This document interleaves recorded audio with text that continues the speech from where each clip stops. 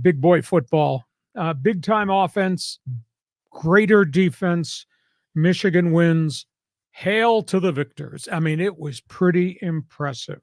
They opened that championship win over Washington with big plays on offense. 41 and 46-yard touchdown runs just like that. A 59-yard big run.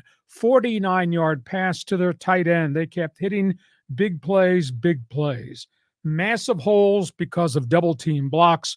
They just muscled Washington's defense off the line of scrimmage.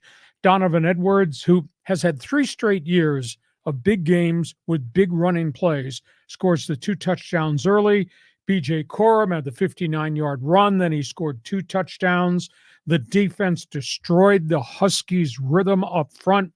Michigan's cover corners were superb. They singled against the wide receivers, and for the most part, they did a good job. It was 17-3 before you could blink an eye, and then Washington rallied. They obviously changed up, and I kept track of this. After they jumped out 17-3, Michigan did, Washington went to blitz packages in the gaps to try to do something at the line of scrimmage to stop the big plays. Michigan went 8 straight possessions, didn't score a touchdown. Yeah. That's lost in that conversation. However, it was a long road back for Michael Penix. They were running uphill all night. They eventually cut the lead down to 1 score. Michigan went to the fourth quarter and said, no, you don't. Then Michigan went to their blitz packages, and they were sending guys from everywhere, and they just overwhelmed Penix. Penix left it on the field. He did everything he could humanly do. Only sacked 1 time, threw it 51 times. But he took 11 hits. He took 8 pressures. He got hit so much, he was throwing the ball way before the guys were coming out of their breaks. He overthrew 3 different wide receivers. And as for Michigan, their defense was just phenomenally tough up front. Their defense in the secondary was superb in man-up coverage, and they got the benefit of 3 non-calls. There were 3 defensive secondary holding calls. It would have been big plays. Refs never threw a flag, swallowed the whistle. Might have changed the flow of the game, but Michigan finishes with typical Bo Schembechler type Jim Harbaugh football, 303 yards rushing. They just pounded it, 443 yards in total offense. And I thought about this late last night writing my column for my website. Harbaugh's resurrection is complete. He was hired in place of Brady Hoke. Brady Hoke had been hired after the retirement of Lloyd Carr. All those guys had been hired after Schembechler retired. Harbaugh almost got fired. In 2020, John, they were 2-4. They were losing to Ohio State. They were getting out recruited, and there was a huge uproar. Is this the right guy in Ann Arbor? He changed his coaching staff, and in a 3-year span, he went from sub 500, which nobody ever did at Michigan, to the national championship. So he's accomplished an enormous amount in Ann Arbor, and obviously now the topic of conversation shifts from this victory to what is next for Jim Harbaugh.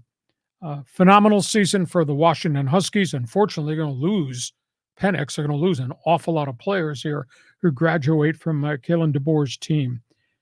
Your thoughts, Michigan? Your thoughts, Washington? Your thoughts, Harbaugh? It was an awesome event. It's just must-see TV.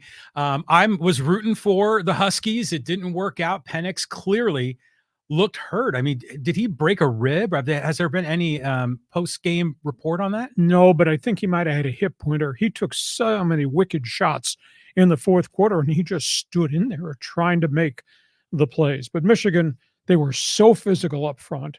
And then they decided they're going to send the world to get that quarterback in that fourth quarter. When I went to blitz schemes, I said, this is impossible. They can't protect him. And that's where all these penalty flags then started to come. Their offensive tackles just could not hold up. And even when they put running backs or tight ends in to blitz block, those guys got steamrolled in pancakes. So give Penix a lot of credit. What a courageous guy to hang in there. What a phenomenal season he had. But hail to the victors. That was some performance of big boy football. It was a can of whoop ass in that fourth quarter, especially. Now, there have been some comments on social media, on our YouTube channel. people saying this is before the game. They said Michigan's going to roll them.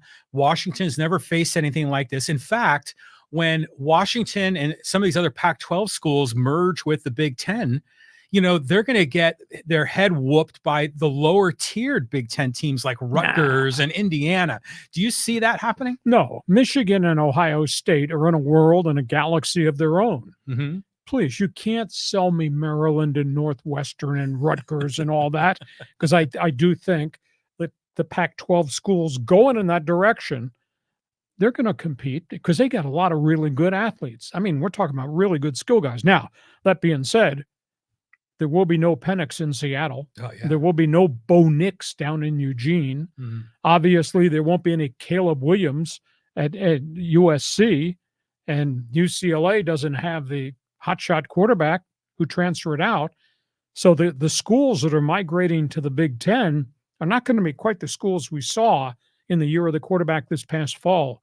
But it'll be fascinating to see what they do. But Michigan, Ohio State are in a different world than virtually anybody else in that conference. Yeah, that makes sense, actually.